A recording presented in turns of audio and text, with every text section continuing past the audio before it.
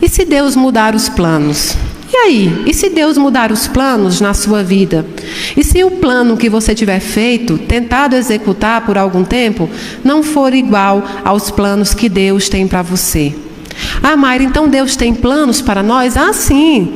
Esses planos podem ser chamados também de propósito. Nossos irmãos evangélicos podem falar planos. Nós podemos chamar propósitos ou compromissos reencarnatórios, não é assim? Para quem é espírita, nós temos os nossos compromissos reencarnatórios, que quando a gente estava na erradicidade, nós concordamos com esses compromissos. E quais são esses compromissos? Muitas vezes a gente pensa que o compromisso é só aquele que você vem dizendo assim: a Mayra teve um compromisso de ser médium. São compromissos nesse estilo, mas não é. O seu compromisso pode ser ter vindo mudar alguma coisa no seio da sua família. Pode ser vir aqui promover a paz perto daqueles que você ama. Sua missão, seu propósito pode ser oferecer o perdão àqueles que de vida passada não conseguiram se perdoar. Talvez a sua missão, e aliás, a de todas nós, sempre será nos melhorar. Domar as nossas más inclinações é sempre uma missão. Mas há um motivo para que a gente queira domar as nossas más inclinações. Ninguém aqui doma uma má inclinação se não tiver um motivo concreto. Principalmente união entre as pessoas, o não materialismo. Ah, Mayra, é impossível. Tudo bem, nós precisamos do material, mas nós não podemos ser escravos desse material. Nós somos donos do dinheiro e não o dinheiro o nosso dono. Está aí a inversão de valores que nós criamos e que por isso nos prejudica de forma material e nos prejudica de forma espiritual.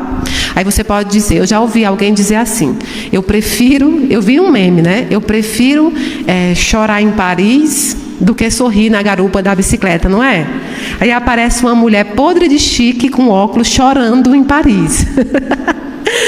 Tá, é uma piada, é uma forma de se dizer que o conforto é muito bom e que todos nós gostaríamos de ter. Mas se você traz essa piada para o nosso dia a dia, jamais, e eu digo jamais, você escolheria sorrir em Paris, não é? Jamais você escolheria passar um sofrimento enorme em Paris. Não importa onde você for, você leva o problema, você leva a dor, você leva a saudade, você leva o sofrimento, não é? Uma vez eu estava muito estressada, muito estressada com os problemas aqui da casa, quando foi pedido. E aí alguém teve a brilhante ideia de me mandar, vai dar uma volta, vai correr para esfriar a cabeça. Aí eu saí na minha rua correndo, sem parar, voltei. O problema acabou? Ainda piorou, porque eu estava morta de cansada, sem fôlego, as pernas doendo e com um problemão para resolver. Então, não adianta fugir daquilo que a gente tem que passar, adianta. Não adianta. Quando nós temos um compromisso, um plano reencarnatório, que tem que se cumprir mais ou menos aqui, nós devemos cumprir. Agora, o problema é que a gente acha que os nossos planos são aquilo que a gente quer. Você fala lá no Pai Nosso, você fala assim o quê? Seja feita a tua vontade, assim na terra como no céu. Ou seja, assim nesse plano como no outro plano. Seja feita a tua vontade. Aí eu vejo todo mundo orando, inclusive Mayra Rocha. E aí fala assim, Senhor, que se meus planos não forem igual aos seus, que seja feita a tua vontade, não a minha. Aí no meu coração diz assim, mas se puder ser a minha, eu também agradeço. Só que a gente não tem coragem de admitir, não é? Você fala, não, é tudo como Deus quer. Aí um dia eu estava brincando com o Daniel, e eu não deveria brincar, né, gente? Porque Daniel eu queria uma coisa, uma situação, e aí eu falei, não, se Deus quiser. Mas se Deus não quiser, né, Daniel, a gente tem que ir. Ele, é isso mesmo. Aí Deus não quis, né? E aí Daniel disse, é porque não era para ser. Aí eu quase que eu chorei, dizendo, também nunca é para ser, nunca. Por quê? Porque a nossa vontade dentro de nós quer prevalecer sobre aquilo que a gente tem fé. E não adianta mentir, porque tem gente que fala assim, não, eu aceito tudo de Deus. Não, gente, Deus está vendo. É normal, nós somos humanos e nós não temos ainda a natureza que Jesus tinha quando veio à Terra. Então é normal que você fale, mas Deus...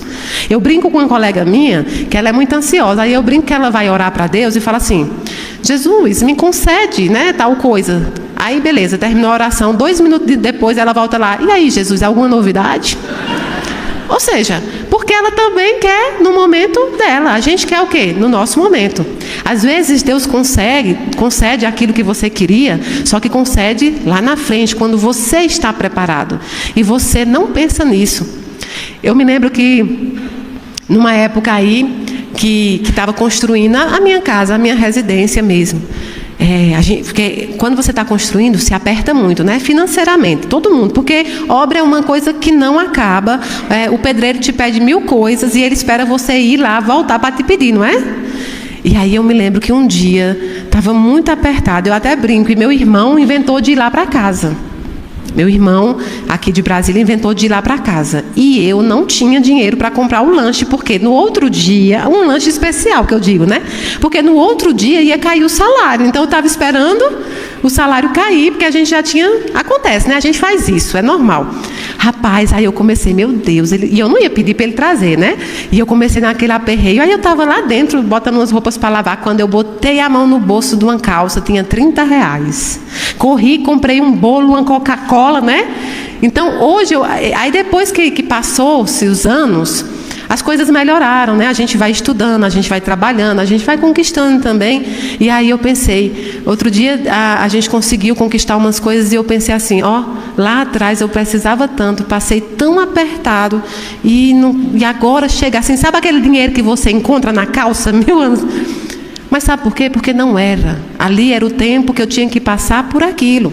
Então vai ter dia na sua vida que você vai estar apertado financeiramente, que você vai estar apertado psicologicamente, que fatos vão acontecer e que você vai achar que é o fim. Quem aqui não teve uma separação de um amigo, de uma esposa, de um namorado, que você achava que nunca mais você ia ser feliz? Às vezes até a viuvez, não é? Quando você tem, que você achava assim, eu nunca mais vou poder ser feliz, eu não consigo mais. E aí de repente, não é o tempo que vai passando, é você que vai mudando a sua forma de ver e você consegue ver pequenas felicidades. Por quê? Porque não era tempo. Eclesiastes, lá em Eclesiastes 3, diz o quê? Há tempo para todas as coisas debaixo do sol. Então, se Deus mudar os planos, a gente precisa se adequar à mudança de Deus, porque se Ele mudar os planos nossos, é porque esses planos nunca estavam nos nossos compromissos. E se Ele mudar os planos que Ele tinha para nós, é porque aquilo deveria se impor. E Deus é Deus. Se Ele disser sim, Ele é Deus. Se Ele disser não, continua sendo Deus, não é? Então, se Ele mudar os planos, a gente precisa se adequar. E esse livro é um pastor falando, é um pastor estrangeiro. Então, ele fala sobre várias experiências que ele teve na hora que ele estava lá ensinando as pessoas ou estudando. E a primeira é que ele fala assim, e se Deus escolher para você para fazer algo importante? A primeira lição do livro é essa. Se Deus escolher você, que está aqui na fileira sentado, para fazer algo bem importante. Tem pessoas que dizem assim, Mari, eu acho que eu não conseguiria passar pelo que você passa. Eu acho que eu não conseguiria assumir um compromisso desse. Eu acho, e assim vai nos achos. Por quê? Porque a gente diminui o propósito que Deus tem para a gente. E ele usa das maiores histórias bíblicas nessa lição para nos mostrar o quanto nós dificultamos os propósitos divinos. Um dia eu disse numa live que Deus não protege você, ou eu especificamente. Não tem nenhum dos filhos dele que seja mais especial do que o outro, não. Não existe, Mayra é uma filha amada, o alecrim dourado que Deus quer. Não, Deus não protege a gente por sermos especial. Deus protege o propósito dele. Se você estiver andando dentro do propósito que Deus quer por você, ele não vai te livrar do laço do passarinheiro porque você tem os olhos verdes, não. Ele vai te livrar do laço do passarinheiro porque você está seguindo o propósito dele. Então não é você que é especial, é o propósito que é. Então quando você pensar em desistir de um propósito que Deus te deu, imagine, a proteção não é para você. A proteção é para o propósito dele.